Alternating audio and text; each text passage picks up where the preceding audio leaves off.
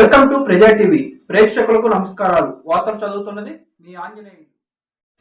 మార్కాపురం జిల్లా పొదిలి మండలం మూగచింతల గ్రామంలో తిరగబెత్తిన నరసమ్మ మరియు రవిబాబు బారిన దగ్గమై సుమారు 1200 కర్రలు కాలిపోవడంతో 3 లక్షల మేర నష్టం జరిగిందని రైతులు వాపోయారు.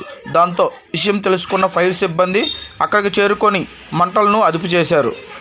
ప్రమాదవశాత్తు జరిగిన అగ్ని ప్రమాదంలో దగ్గమైన బార్నీ పొగాకు సుమారు 3 లక్షల రూపాయల పైనే ఉంటుందని ప్రభుత్వం ఆదుకోవాలని రైతులు వాపోయారు.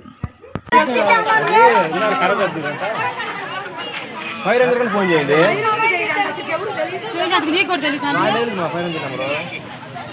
గూగుల్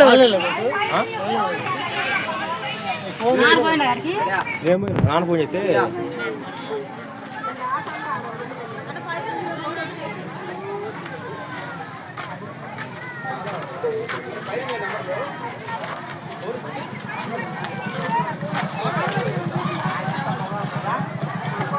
అది మాత్రం పోవాలి.